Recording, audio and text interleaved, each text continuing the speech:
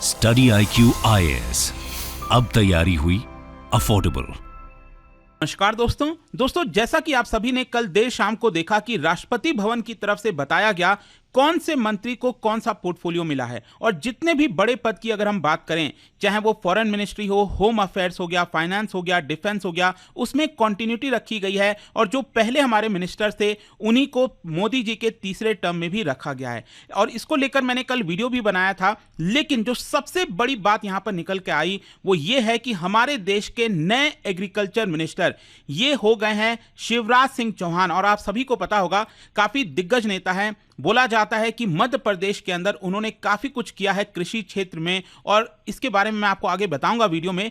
लेकिन देखिए क्या है कि मोदी जी के पूरे कार्यकाल में अगर आप देखोगे, पिछला जो 2 टर्म रहा है उसमें फार्मर्स का मुद्दा काफी सेंसिटिव हो गया था। स्पेशली जो लास्ट वाला टर्म था वहां पर जो फार्मर्स प्रोटेस्ट हुआ था काफी लंबे समय तक चला था। और इसमें यहां पर अब जरूरत हो जाती है कि किसी ऐसे पर्सन को लाया जाए जो एग्रीकल्चर में ट्रांसफॉर्म कर सके। जैसे कि हम बात करते हैं ना, रोड ट्रांसपोर्ट मिनिस्ट्री में नितिन गडकरी जी ने काफी अच्छा काम किया, ऐसा सभी लोग मानते हैं। उनके जो ऑपोजिशन है वो भी इस बात को मानते हैं। तो क्या यहां पर शिवराज सिंह ऐसा कर पाएंगे? क्योंकि अगर आप देखोगे यहां पर एक नारा दिया गया था पीएम मोदी के द्वारा पहले टर्म में कि जो फार्मर्स की इनकम है वो डबल की जाएगी। और यहां पर आप देख सकते हो डबल से काफी ज्यादा दूर है। ये जो डार्क लाइन आप देख रहे हो, हर एक स्टेट के अंदर फार्मर्स की अलग अलग इनकम है। तो जो टारगेट पर अचीव होना था वो अचीव नहीं हो पाया है। तो इसी की वजह से हम यहां पर देखेंगे कि क्या शिवराज सिंह चौहान उन्होंने किया था मध्य प्रदेश के अंदर, अभी देश में क्या प्रॉब्लम है एग्रीकल्चर से रिलेटेड और आगे क्या हो सकता है। आपको बहुत कुछ जानने को मिलेगा। चलिए आगे बढ़ते हैं। लेकिन उससे पहले ध्यान रखिएगा दोस्तों, कल से ही हमारा जो नया यूपीएससी का बैच है वो स्टार्ट हुआ है।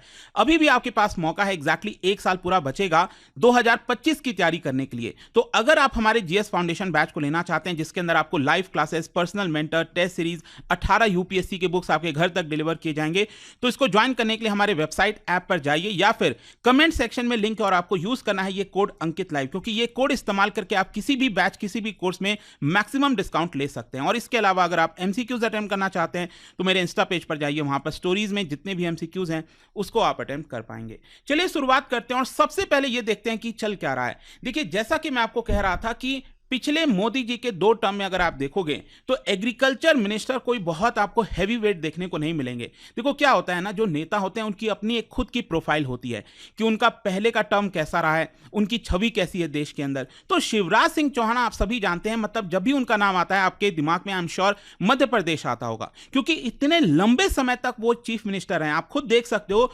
2004 से लेकर दिसंबर 2023 तक वो चीफ मिनिस्टर रहे थे। बस बीच में क्या हुआ था, 15 महीने का ब्रेक लगा था 2018 दिसंबर से लेकर मार्च 2020 के बीच में। उस समय कमलनाथ चीफ मिनिस्टर बने थे, लेकिन बाकी पूरे समय वो चीफ मिनिस्टर रहे थे। And right now he is 65 year old. और उनको क्रेडिट दिया जाता है कि मध्य प्रदेश का जो एग्रीकल्चर है उन्होंने काफी सारा ट्रांसफॉर्मेशन लेकर आया है हर एक चीज के अंदर, वो मैं आपको आगे बताऊंगा। और साथ ही साथ मैं आपको यह भी बता दूं कि शिवराज सिंह चौहान ने इस बार चुनाव लड़ा था लोकसभा का विदिशा से। विदिशा वही जगह है जहां से सुषमा स्वराज भी चुनकर आती थीं। तो इस बार यहां पर 8 लाख वोट से वो विजयी हुए थे। एक बहुत बड़ा डिफरेंस होता है, 8 लाख वोट।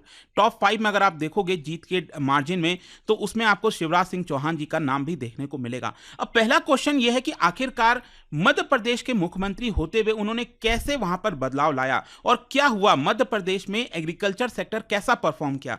मैं आपको बता दूं, शिवराज सिंह चौहान के समय जो मध्य प्रदेश है वो भारत का 2nd largest producer of wheat बन गया। उत्तर प्रदेश के बाद अगर आप इस समय देखोगे तो Madhya Pradesh 2nd largest producer है गेहूं का।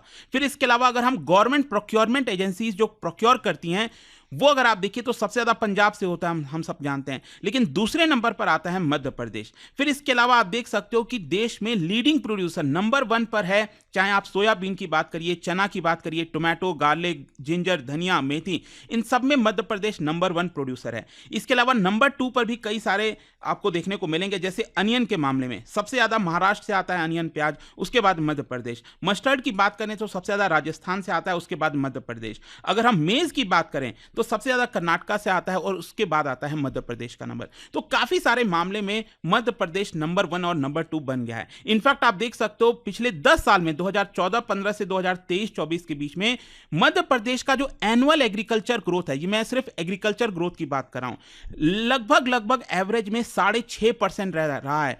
देखिए एग्रीकल्चर सेक्टर में 6.5% बहुत अच्छा नंबर होता है, क्योंकि अगर आप पूरे देश का एवरेज देखोगे तो लगभग 3.7% आपको देखने को मिलेगा। फिर इसके अलावा जो एक और बहुत ही अच्छी चीज की गई है मध्य प्रदेश के अंदर, वो है इरिगेशन का कवरेज। देखो इरिगेशन हमारे देश में बहुत इंपॉर्टेंट है। हम सबको पता है कि मॉनसून के अगर आप ऊपर डिपेंडेंट रहोगे तो कभी बहुत अच्छी खेती हो जाएगी और कभी पूरा सूखा पड़ सकता है। तो वहां पर इरिगेशन कवरेज होना बहुत इंपॉर्टेंट है। और आप देखिए शिवराज सिंह के टेन्योर में जो इरिगेशन का कवरेज है वो पहले लगभग 40% का ही था। मतलब पूरे मध्य प्रदेश में 40% एरिया में ही इरिगेशन दिया जा सकता था, लेकिन शिवराज सिंह के टर्म में इसको डबल करके 80% कर दिया गया, विच इज ह्यूज अगेन, काफी अच्छी बात है। और इसके साथ साथ आप देख सकते हो क्योंकि जब इरिगेशन ज्यादा होता है इसकी वजह से जो फार्मर है, किसान है, वो साल भर में एक के बजाय दो क्रॉप भी उगा सकता है।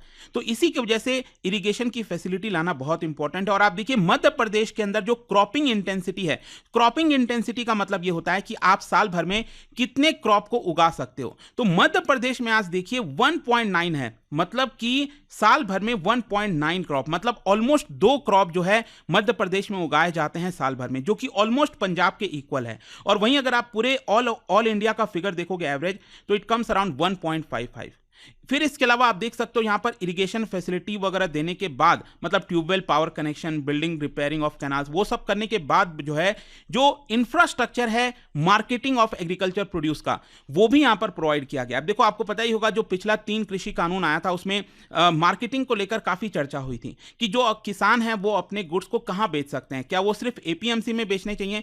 तो मध्य प्रदेश में शिवराज सिंह चौहान ने क्या किया, एपीएमसी के बाहर भी मार्केट लाने की कोशिश की। जो एग्रीकल्चर प्रोड्यूस मार्केटिंग कमेटी होती है, अगर किसान को लगता है उसको अच्छा दाम बाहर मिल रहा है तो वहां पर बेचे, उसको क्यों जबरदस्ती एपीएमसी में ही बेचना है। तो इसके अलावा आप देख सकते हो वेयर हाउसेज वगैरह किसानों के गांव के पास लाया गया, ताकि अगर किसान को अच्छा दाम अभी नहीं मिल रहा है तो उस अपने अनाज को स्टोर करके रख सकें और जब बाद में अच्छा दाम मिले तब वो उसको रिलीज कर सकें। तो इस तरह की फैसिलिटी मध्य प्रदेश में शिवराज सिंह चौहान जी के द्वारा लाई गई। तो फाइनली यहां पर क्वेश्चन अब यह है कि शिवराज सिंह जी का जो अपॉइंटमेंट किया गया है वो इतना मायने क्यों रखता है, वो इतना सिग्निफिकेंट क्यों है। तो मैं आपको बता दूं कि पहले 2 टर्म में अगर आप देखोगे मोदी जी के, तो जो एग्रीकल्चर मिनिस्टर थे वो थोड़े लो प्रोफाइल के पर्सन थे, जैसे राधा मोहन सिंह हो गए, फिर इसके अलावा नरेंद्र सिंह तोमर हो गए, अर्जुन मुंडा हो गए। मतलब शिवराज सिंह जैसे दिग्गज नेता एग्रीकल्चर मिनिस्टर नहीं थे। और उसके पहले अगर आप बात करिए मोदी जी के टर्म के पहले यूपीए सरकार में आपको पता है शरद पवार काफी बड़े नेता हैं, वो एग्रीकल्चर मिनिस्टर बनाए गए। उसके पहले भी अगर आप देखोगे यहां पर कई सारे जो पावरफुल पर्सन है,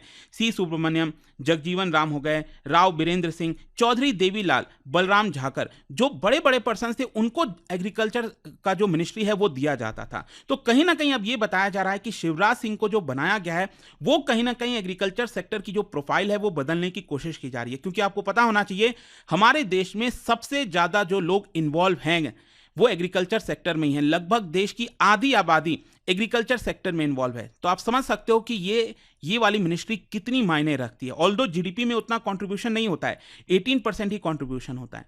तो कहीं ना कहीं इसका कंट्रीब्यूशन हमें बढ़ाने की जरूरत है। जब इतने सारे लोग इन्वॉल्व हैं तो जीडीपी में कंट्रीब्यूशन भी अच्छा होना चाहिए। खैर, अगर हम भारत एग्रीकल्चर के इश्यूज की बात करें थोड़े बहुत, तो यहां पर देखिए बहुत सारे चैलेंजेस हैं। एक तो क्लाइमेट चेंज जिस प्रकार से हो रहा है ये बहुत बड़ा इशू है। फिर इसके अलावा जो पब्लिक इन्वेस्टमेंट है वो लगातार फॉल हो रहा है रिसर्च के अंदर, मतलब पब्लिक इन्वेस्टमेंट इन रिसर्च, क्योंकि रिसर्च जितना ज़्यादा आप करोगे उतना ज़्यादा आप यील्ड वगैरह को बढ़ा सकते हो, तो वो कम होना। इसके अलावा एक्सटेंशन और इरिगेशन हो गया, उसमें हमें बढ़ोतरी की जरूरत है जो नहीं हो पाया। और साथ ही साथ देखिए बहुत इंपॉर्टेंट ये है कि सरकार भले ही चाहे कितना कर ले, प्राइवेट सेक्टर के भागीदारी के बिना चीज़ें इंप्रूव नहीं हो सकती। और कहीं ना कहीं प्राइवेट सेक्टर का इंटरेस्ट बहुत नहीं आता है एग्रीकल्चर में, क्योंकि जाहिर सी बात है क्या है ना कि जितना ज़्यादा सरकार का दखल होगा उसमें प्राइवेट सेक्टर इंटरेस्ट नहीं रखता है। चाहे फर्टिलाइजर फर्टिलाइजर ले लो, सीड ले लो, या फिर बायोटेक क्रॉप हो गया और एक्सपोर्ट हो गया। आपने देखा होगा सरकार जब मन चाहे वो एक्सपोर्ट पर बैन लगा देती है, बहुत कुछ कर देती है, जिसकी वजह से कोई प्राइवेट सेक्टर इंटरेस्ट नहीं लेता है।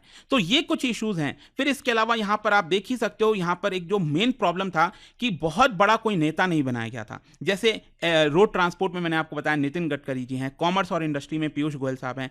तो अब कहीं ना कहीं यहाँ पर जो लाया गया है शिवराज सिंह चौहान को, कोशिश यही है कि देश की कृषि क्षेत्र को की जो तस्वीर है उसको बदला जाए। लेकिन क्या वो पॉसिबल हो पाएगा? क्या जो उन्होंने मध्य प्रदेश में करके दिखाया एज अ चीफ मिनिस्टर, क्या वो यूनियन गवर्नमेंट में एज अ एग्रीकल्चर मिनिस्टर करके दिखा पाएंगे? आपका क्या सोचना है दोस्तों, इसको लेकर मुझे कमेंट्स में जरूर बताइएगा, मैं जानना चाहूंगा। और जाने से पहले एक इंटरेस्टिंग क्वेश्चन, क्योंकि हम एग्रीकल्चर की बात कर रहे हैं, क्या आप बता सकते हो जो बाजरा है वो सबसे अच्छा कौन से सॉइल में ग्रो किया जा सकता है? इसका राइट आंसर आप सबको पता है, मेरे इंस्टाग्राम पर तो मिलेगा ही, वहां पर अगर आप नहीं हो कोई बात नहीं, टेलीग्राम से ले सकते हैं इसका सही उत्तर। मैं कई सारे जो एमसीक्यूज हैं वो यहाँ पर स्टोरीज में डालता रहता हूं। अगर आपको पीडीएफ चाहिए तो टेलीग्राम पर आइए, अलग अलग सोशल मीडिया पर आप जुड़ पाओगे।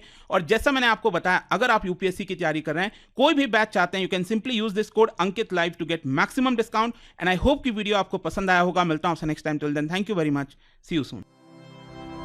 स्टडी IQ IAS, अब तैयारी हुई अफोर्डेबल।